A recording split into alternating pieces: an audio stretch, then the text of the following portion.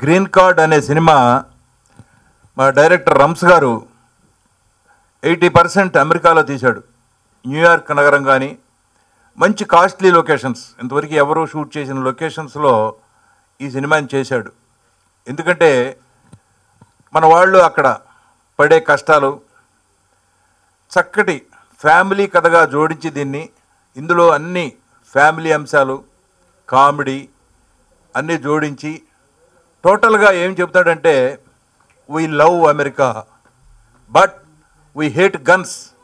ఈ guns culture అనేది మనకు వద్దు, గన్స్ పారేయండి.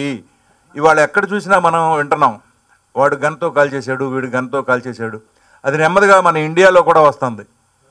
మేము మీ ప్రెస్ వాళ్ళందరినీ ఎందుకు రిక్వెస్ట్ చేస్తున్నామంటే, మీరు ఏమైనా చేయగలరు. ఒక మంచి వార్తని జనంలోకి తీసుకెళ్లాలంటే మీ తర్వాతే ఎవరైనా.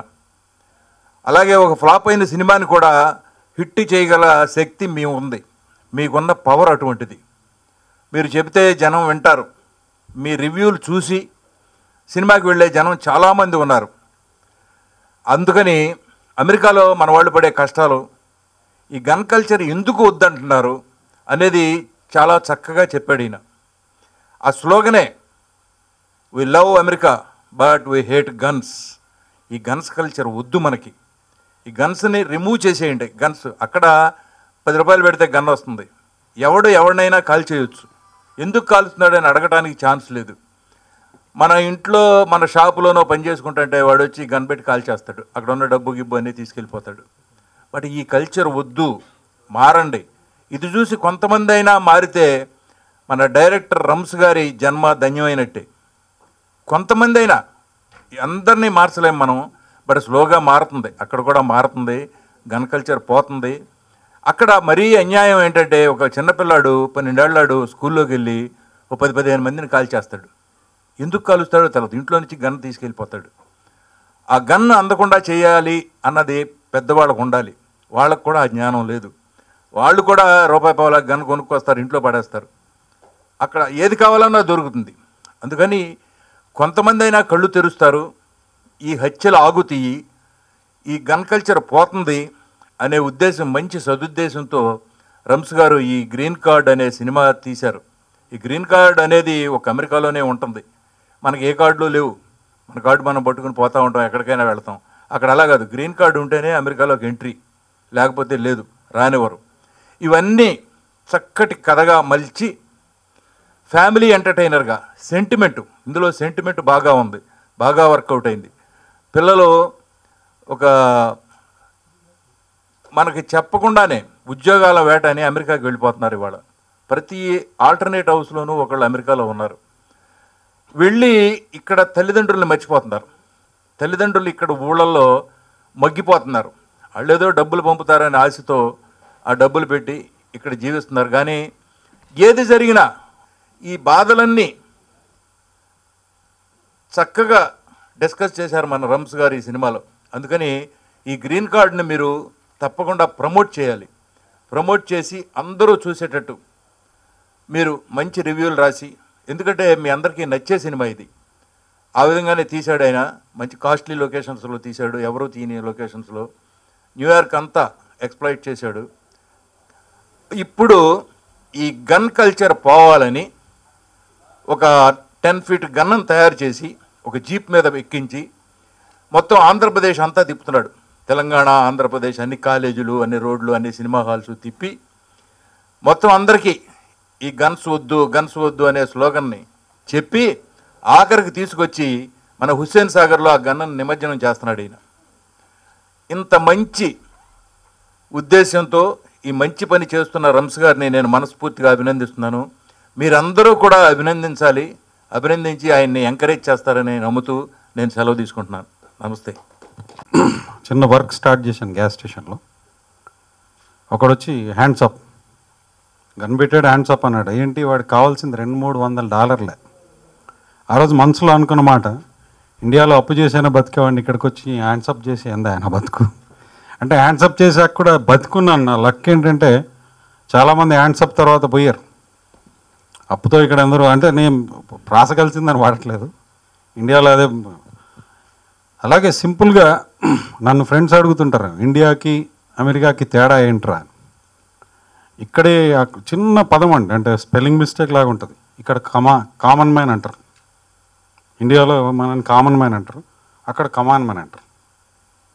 సింపులే, దాంట్లో ఏం తేడా లేదు. మళ్ళీ వాళ్ళు మనము అక్కడ ఇక్కడ ఏం చేస్తున్నామంటే చాలా సింపుల్గా చెప్పుకోవచ్చు.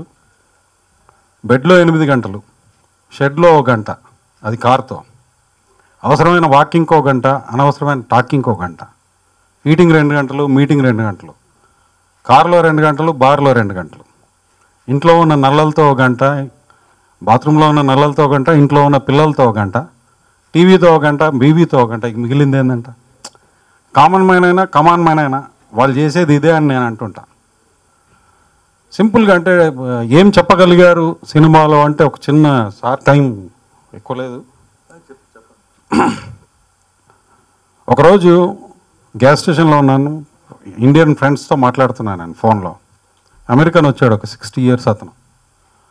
వస్తే నేను ఫ్రెండ్స్తో మాట్లాడుతూ హాయ్ సార్ అన్నాను. ఏంట్రా ఎవరు వచ్చారని ఫోన్లో ఫ్రెండ్ అడిగాడు. అమెరికన్ వచ్చాడురా, 60 ఏళ్ళు, అదృష్టం చూడరా, మనలా కాకుండా ఈ టైంలో కూడా బీర్లు అవి అన్నీ కొనుక్కొని వెళ్తుంటాడు, దొంగనాకొడికి అదృష్టవంతుడు అని మన భాషలో తెలుగులో నేను అంటున్న సమయంలో ఆయన లోపలికి వెళ్ళి ఐటమ్స్ తీసుకుంటూ నన్ను తిరిగి చూస్తున్నాడు. తిరిగి చూస్తుంటే నవ్వుకుంటూ అడేదో నాకు అర్థమైనట్టు చూస్తున్నాడు రా అన్న. అతను నా దగ్గరికి నడుచుకుంటూ వచ్చి అన్న పదం ఏంటంటే అర్థమైంది కాబట్టే చూస్తున్నాను. ఆ రోజు నాకు షాక్ అండి. ఇంక నేను ఫోన్ పక్కన పెట్టేసి సారీ అర్థమైందంట. అమెరికన్ ఎంబసీ ఆఫీస్లో హైదరాబాద్లో 4 సంవత్సరాలు పనిచేశా. అంటే అతని యాసలో పనిచేసా. నీలాంటి ఎదవాళ్ళు వీసాలకు వచ్చినప్పుడు బాగానే ఉంటారు, వీసాలు ఇచ్చాక ఇలా ఉంటారు. ఒక 5-6 వేల మందికి వీసాలు ఇచ్చింది నేనే అని చెప్పి వెళ్ళినాక నాకు మీరు నంబర్ బ్లాంక్ అయిపోయా ఒక 5 నిమిషాలు. అంటే నేను ఎందుకు చెప్తున్నానంటే ఇది చాలామంది అంటుంటారు అక్కడికి వెళ్ళి మీరు ఇంగ్లీషే మాట్లాడాలి, అమెరికన్స్ తెలుగులో మాట్లాడతారంటే ఎంతమంది నమ్ముతారో నాకు తెలియదు. చాలామంది వచ్చిరాని తెలుగుతో మాట్లాడుతుంటారు. ఏంటంటే నేబర్స్తో తెలుగు నేర్చుకోవటం, ఇక్కడ పనిచేసిన అమెరికన్స్ రాజమండ్రి ఎక్కడ పడితే అక్కడ పనిచేశారంటండి, మనకు తెలియదు. అంటే ఎందుకు చెప్తున్నానంటే ఈ పదం, నేను అక్కడ ఇంగ్లీషే మాట్లాడాల్సిన అవసరం లేదు, తెలుగులో మాట్లాడినా వాళ్ళు క్యాచ్ చేస్తారన్నదానికి ఒక చిన్న ఎగ్జాంపులే. ఇలాగ లైఫ్ ఇన్ అమెరికా నేను దీంట్లో చూపించిన సీన్స్ అన్నీ వెరైటీగా ఉంటాయి. అంటే ప్రతి ఒక్కడు సినిమా తీసి చెప్పే పదమే, నేను లాస్ట్ టైం కూడా అది కాదు. ఇక్కడ ఏంటంటే అమెరికాలో ఒక్కొక్క సీన్ తీసుకుంటే అది వెరైటీగానే కనబడుద్ది. దాంట్లో ఒక చిన్న ఎగ్జాంపుల్, అంటే మీరు తప్పు పట్టుకోవద్దు. అమెరికాలో చాలామందికి తెలియంది ఏంటంటే సింగిల్ మామ్స్ ఉంటారు. సింగిల్ మామ్స్ అంటే వాళ్ళకి పెళ్ళి అవ్వదు, పిల్లలు ఉంటారు. మీరు నమ్మరండి, 50 to 60% అమెరికన్ అమ్మాయిలు సింగిల్ మామ్సే. అక్కడ తండ్రి పేరు అడగరు, తల్లి పిల్లల్ని తీసుకొని స్కూల్లో జాయిన్ చేయడానికి చేస్తే. అలాగే మన దురదృష్టం ఏంటంటే నేను సింగిల్ ఫాదర్స్ని చూసి ఇండియన్స్ని. దాంట్లో ఒక ఎగ్జాంపుల్ చెప్తాను, ఏమనుకోదు. నా దగ్గర పనిచేసేవాడు టింకు అని. అతను ఒక అమ్మాయి వచ్చింది, డేటింగ్ ఛాన్స్ ఇచ్చింది. తర్వాత 1 నెల తర్వాత 2 నెలల తర్వాత వచ్చి వాడిని ఏదో డబ్బులు అడిగింది. డబ్బులు అడిగితే వాడు ఇలా వాడు నాకు నేనేమైంది అమెరికన్ వచ్చేదో కొట్లాడిపోయిందంటే డబ్బులు అడిగింది సార్ నేను ఇవ్వలేదన్నాడు. సరే పోనీ అన్నాను. చూస్తే 5-10 minutesలో పోలీసులు వచ్చారండి. వచ్చేవాడిని తీసుకెళ్ళి DNA టెస్ట్లు అన్నారు. తర్వాత వాడు ఈరోజు మీరు నంబర్ నా దగ్గర పనిచేస్తున్నాడు, అక్కడ ఇంత పాప ఉంటుంది. వాడు బతుకు చూడండి, అంటే మ్యారేజ్ అవ్వకుండానే తండ్రి అయ్యాడు. సండే నాడు సాటర్డే నాడు పిల్లల్ని పెంచడం, మండే నాడు ఆమెకి ఇచ్చాడు. కోర్టులో రూల్ ఏంటంటే వీకెండ్ ఇతను తీసుకెళ్ళాలి, చైల్డ్ సపోర్టు అన్నీ ఇతను చేస్తూ ఉంటాడు. అంటే నేను ఒక ఎగ్జాంపుల్ ఇచ్చానంటే ఇలా ఎన్నో చూస్తూ నాకు ఒక ఐడియా వచ్చింది. చక్కగా అసలు life in America in and out అక్కడ అసలు మేము ఎలా ఉన్నాం. చాలామంది ఎన్ఆర్ఐ అంటే ఏదో అనుకుంటారు కానీ తెలియదండి, ఇక్కడికన్నా ఇబ్బందులు ఎక్కువ ఉంటాయి. అవన్నీ ఈ సినిమా చూశాక ఓహో మనవాళ్ళు అంటే తాతలు ఇక్కడ ఉన్న వాళ్ళు మనవాళ్ళు ఎలా బతుకుతున్నారు అనే ఒక డెఫినెట్గా పోద్ది. అయితే సినిమా కథ స్టార్ట్ చేశాక ఎండ్ అవ్వాలండి. సో మాకున్న ప్రాబ్లమ్స్ ఏంటంటే గ్యాస్ స్టేషన్లో నేను 2004లో నిలబడున్నాను, ఒకడు వచ్చి గన్ పెట్టాడు. జస్ట్ ఒక $10 బీర్కి గన్ పెట్టేస్తే నేను పిచ్చోని కాదురా, గన్తో ఇది బీర్తో పాటు చిప్స్ కూడా తీసుకెళ్ళాను. వాడు అలా చూశాడు నన్ను, నేను మీ కంట్రీలో ఉన్నాను, $10 గురించి ఫూల్ని కాదు పోలీసుని పిలవడానికి తీసుకెళ్ళాను. వాడు తీసుకెళ్ళాడండి, కట్ చేస్తే 2 రోజుల తర్వాత వచ్చి $100 నా ముఖాన్ని కొట్టాడు. ఐ లైక్ యూ అన్నాడు. ఆ రోజే నేను డిసైడ్ చేసుకున్నా, ఇండియన్స్కి నేను ఈరోజు దీని ద్వారా చెప్పదలుచుకుంది ఏంటంటే, వచ్చేవాడు గన్ తీసుకొని $100 to $500 గురించే వస్తాడండి. మీరు నమ్మరు. మనం చంపాలన్న వాడికి ఆలోచన ఉండదు. మనం ఏంటంటే తిరుగుబాటు. అక్కడ వాళ్ళకి నేను ఈరోజు ఈ ప్రోగ్రామ్ ఎవరైనా చూస్తే వాళ్ళకి చెప్పదలుచుకుంది ఏంటంటే, నా 15-16 ఇయర్స్ ఎక్స్పీరియన్స్లో ఇండియన్స్ ఎవరైతే గ్యాస్ స్టేషన్లలో పనిచేస్తున్నారో, దయచేసి వచ్చినవాడు డబ్బుల గురించే వస్తాడు, వాడు డ్రగ్స్ ఇన్ఫ్లుయెన్స్లో ఉంటాడు. మీరు ఈ ప్రోగ్రామ్ చూస్తే దీని ద్వారా చెప్పదలుచుకుంది ఒకటే, మీరు కౌంటర్ను వదిలేసేయండి, క్యాష్ రిజిస్టర్ ఓపెన్ చేయండి, అకౌంట్ జారుకోండి. 90% ఆఫ్ ది మూవీ అమెరికాలోనే చేశాం కాబట్టి, సో మీకు ఎక్కువ లేడీస్ వీళ్ళంతా సినిమాలోనే కనబడతారు. ఇక్కడికి రమ్మంటే వాళ్ళని తీసుకొచ్చే అంత ఇది లేదు. థ్యాంక్స్ అండి. ఆడియో 3 మ్యూజిక్ డైరెక్టర్స్ ఇచ్చారండి. కు అని అమెరికన్ మ్యూజిక్ డైరెక్టరు 2 సాంగ్స్, ఇక్కడ ప్రణయ్ అని ఒక సాంగ్ ఇచ్చాడు, ప్రిన్స్ హెన్రీ అని అతను ఒక సాంగ్ ఇచ్చాడు. బాగొచ్చింది అని అందరు చెప్పినట్టు నేను చెప్తాను. But at the same time ఏంటంటే, ఈ ఆడియో ఫంక్షన్ని అమెరికాలో అంటే 90% ఆర్టిస్టులు అమెరికాలో ఉన్నారు కాబట్టి వాళ్ళు ఏమంటున్నారంటే, మొన్న ప్రెస్ మీట్ చూశారు, థ్యాంక్స్ అండి, మీరు చాలా చోట్లకి చేర్చారు మమ్మల్ని. వాళ్ళది చూసి ఇంప్రెస్ అయ్యి, ఒరే ఒక్క ఫంక్షన్ అయినా మాతో చేయరా అంటే, నేను వెళ్తున్నాను ఇప్పుడు నెక్స్ట్ ఆడియో ఫంక్షన్ అక్కడ చేస్తున్నాను. బట్ ఆ వీడియో తీసుకొచ్చి మళ్ళీ ఇక్కడ ఒక చిన్న ఫంక్షన్ చేస్తాను. దయచేసి మీరు చూపిస్తున్న ఇదే ప్రేమ. నేను అందరినీ ఒకటి చూస్తాను సార్, మేము మైల్స్ వెళ్తాం అమెరికాలో, బట్ ఇక్కడ మీ స్మైల్స్ చూస్తూ మైల్స్ పైన ఫీలింగ్గా నాకు కలుగుతుంది. చాలా థ్యాంక్స్. 90% యూఎస్లో జరిగింది, ఒక 10% మాత్రమే ఇండియాలో జరిగింది.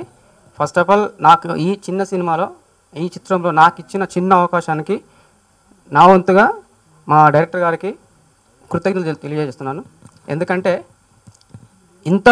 ఈ సబ్జెక్ట్ మొత్తం యూఎస్లో చేశారు కాబట్టి ఇక్కడ ఇండియాలో గుర్తుపెట్టుకొని మరీ నాకు ఈ అవకాశం ఇచ్చినందుకు నేను ఎల్లవేళలా రుణపడి ఉంటానండి. ఎందుకంటే నాకు చాలా హ్యాపీగా ఉంది ఈ సినిమాలో చేసినందుకు. ఫస్ట్ ఆఫ్ ఆల్ ఈ సినిమా ప్రతిరోజు ఏదో ఒక విషయం మనము న్యూస్లో చూస్తూనే ఉన్నాము. దానిని గురువుగారు డైరెక్టర్ గారు ప్రతి విషయాన్ని క్షుణ్ణంగా ప్రతి సీన్గా మలిచి దానికి ఆనందాన్ని అన్ని రకాలుగా సమ్మిళితం చేసి దాన్ని ఒక మూవీగా మలచడం అనేది నేను చాలా హ్యాపీగా ఫీల్ అయ్యానండి. ఎందుకంటే ఆ సినిమాను నేను షార్ట్ చూశాను, చాలా హ్యాపీగా ఉంది.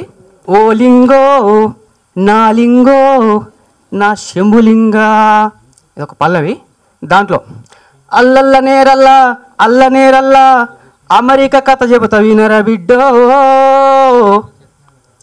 లింగా గాడా ట్రంప్ అనే టెంక మొకపోడు బయట దేశపోళ్లను బాజాప్తుగా గెంటేస్తానని శపథం పట్టిండంటే, ఇక ఆ నల్ల జాతోళ్ళైతే నరకం చూపిస్తారంట, మారు మాట్లాడితే తూటాలు దించుతారంట. మరి గటువంటి దేశంలా ఎట్లేగుతావో జర పైలం బిడ్డో. But only one man drive boy to delivery boy ఒకటేనండి. It's the biggest surprise and we should appreciate him. ఇంతకంటే ఏం చెప్పేది లేదండి. Boy to delivery boy, imagine ఎన్ని క్రాఫ్ట్స్ ఉన్నాయో ఈ 2-3 వదిలేసి మిగతానే అన్ని చేశాడండి. Such a talented person. I know him from 20 years and I wish him the best.